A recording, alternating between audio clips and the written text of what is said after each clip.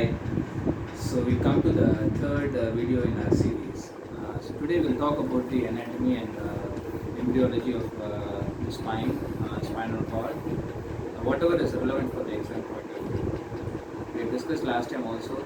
So every day of your preparation is very important, and there is so much to learn. For us, it's okay. We are covering one subject, but you are supposed to cover so many subjects, and so you should only concentrate on things which are going to give you the best yield. So I'll try to concentrate on such things. You don't need to have a complete knowledge of anything. This is whatever knowledge you acquire during this period. It's just for the purpose of exams. Don't think that this knowledge is going to transform you into a better person, better doctor. You just need to learn whatever is going to be the most helpful for your exam. It's a competitive exam. You just have to be knowing what matters you from the exam point of view, and for being a better doctor, for knowing what you need to do ahead in life, there's a lot of time. So don't try to have a complete knowledge of any specific subject. It's exactly what you need.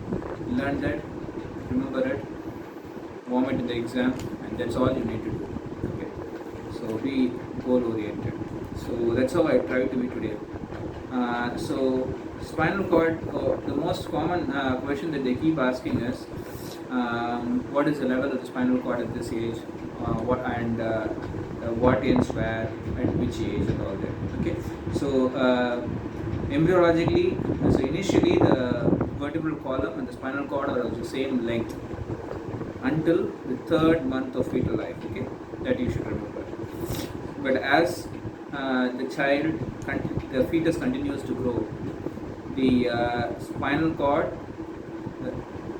does not grow as long as the vertebral column. Okay, the spinal cord and the vertebral column, there is a discrepancy in the length. So at birth, the spinal cord usually ends at the level of the lower border of L2 vertebra or the upper border of L3 vertebra. This is at birth. Okay, this is the other next time point that you should remember. So until third fetal month, the spinal cord is actually until the end of the coccyx. At birth, the spinal cord ends at the lower border of L2 vertebra or upper border of L3 vertebra. And the other obvious question is, in an adult, the spinal cord ends at the L1 level. Okay, so this is the third point. So where at L1 level, that again is at either you can tell as the lower border of L1 or at the level of L1, L2 displays. So this is how you should remember. So what else happens at L1, L2 displays? This I think was another question sometime. It's the site of the transpyloric plane. Okay, and it's typically the level where your elbow is situated when you're keeping your arms by the side of your body. Okay, so this is about the levels of the spinal cord. So if the spinal cord ends in an adult, what other anatomical considerations are there? So if the spinal cord ends at the lower border of L1 in an adult, what is covering the spinal cord? This I think you should all be well aware. I'll make a small picture here.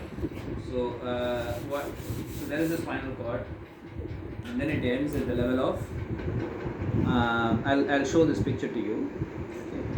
Okay. It ends at the level of L1. Okay. Beyond this is called as the cauda equina, where the nerve roots just start forming like a horse's tail. So what covers the spinal cord? So there are three layers of the meninges, right? So the immediate layer is the pia mater, the next layer is the arachnoid mater, and the third layer is the dura mater. So you have the subdural space just beneath the dura mater, and then the subarachnoid space just beneath the arachnoid mater. So where do these things end? That is another important question. Okay, so everything else. The spinal cord ends here. This is the conus, which is at the lower border of L1. Okay, and then this is the pia mater, right? So that is inside. So this is the dura mater and the arachnoid mater. So they continue. There is the subdural and the subarachnoid space. They continue until the level of S2 vertebra. Okay, so this is another question that they asked. So dural sheath, subdural space and subarachnoid space, they continue until the level of S2. So the innermost layer, that is the pia mater, that continues, and from this point to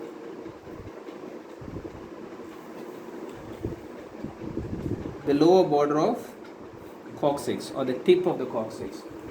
So this is this pia mater and the phylum terminale, they continue. Okay, so this anatomy you should know. S2, coccyx, what continues until here, what continues until here, and what continues until here. This they keep asking every time. Okay. Overall, the length of the spinal cord is 45 centimeters. Okay, it starts from the upper border of C1 vertebra to the lower border of L1 vertebra, and then you have the conus. Okay. What else have they asked?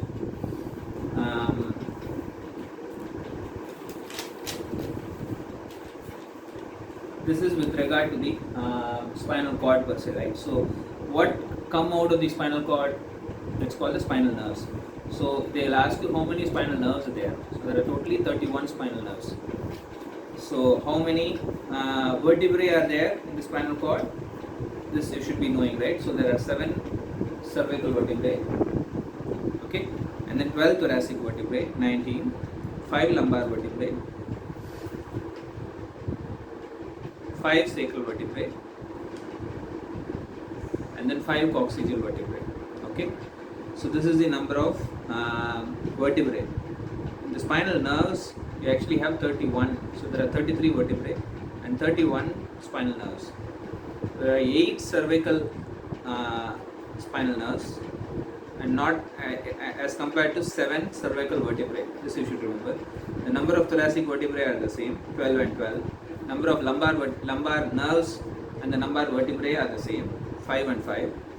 There are 5 sacral nerves, 5 sacral vertebrae, and then there is 1 coccygeal nerve, and there are 5 coccygeal